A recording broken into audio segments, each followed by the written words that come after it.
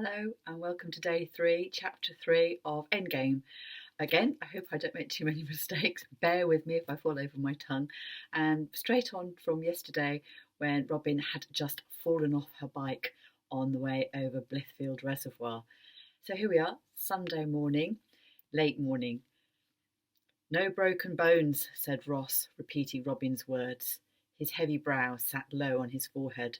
Well, that's something, I suppose. I'm fine, Robin said, wincing as she attempted to sit up in the hospital bed.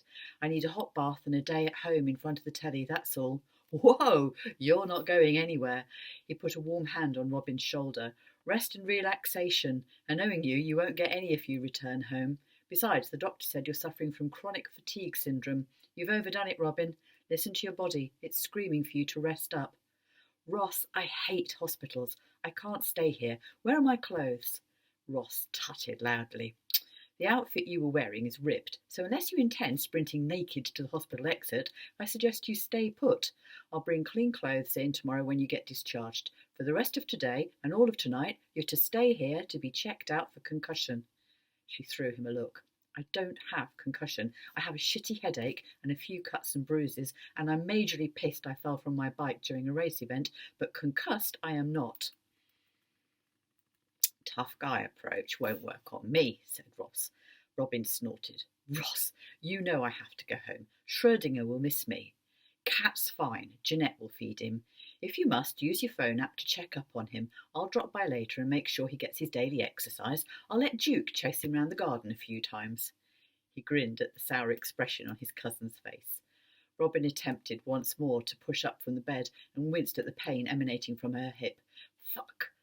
Fuck indeed. However, it might be a blessing you laid up for a while. The way you've been going, you were in danger of self-combusting. Ross fixed his eyes on her. Seriously, Robin, this whole Hassan and Davis business has almost tipped you over the edge. Again.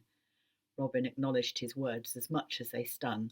She couldn't return to that dark, hopeless place where she'd resided for over a year. Without Ross and Jeanette's support, she'd never have come through it. She heaved a sigh.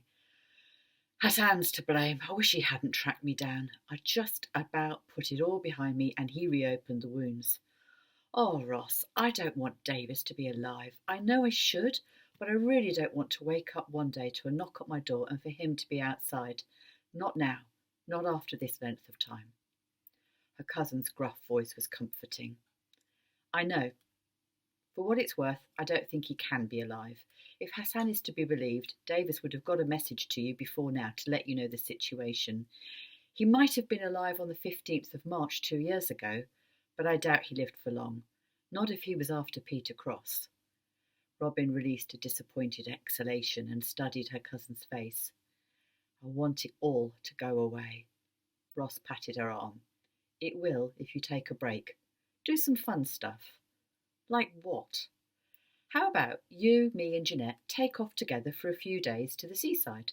We'll behave like the kids we once were and run along the beach and make sandcastles or eat ice cream. Yes, definitely ice cream. He smacked his lips together at the thought. In spite of the pain in her head, she felt her lips tug into a smile. Ross was all the medicine she needed. You're on. We'll go away, but no running along the beach until I'm feeling better and can beat you in a race, she replied. That's my cousin, turns everything into a competition. He dropped a light kiss on her forehead. I'd better shove off. You have a visitor outside. You didn't say. He told me to take my time. He? Shearer. He went along to the reservoir to cheer you on and saw you come a cropper. Want me to send him in? He looked fairly uncomfortable sitting in the waiting room. It's about 100 degrees in there. Thought I'd leave him there for a while. Ross grinned suddenly, his craggy features lifting and taking 10 years off him. You left Shearer in a boiling hot room for over half an hour?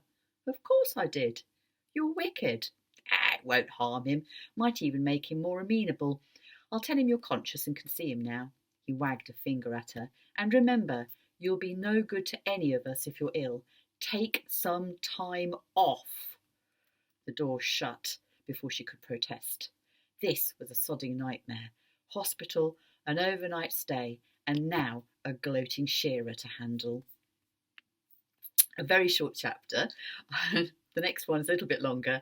Please join me again tomorrow for chapter 4. Subscribe on the subscribe button, and I'll see you tomorrow with a continuation of Endgame. Thank you for all being there. Bye.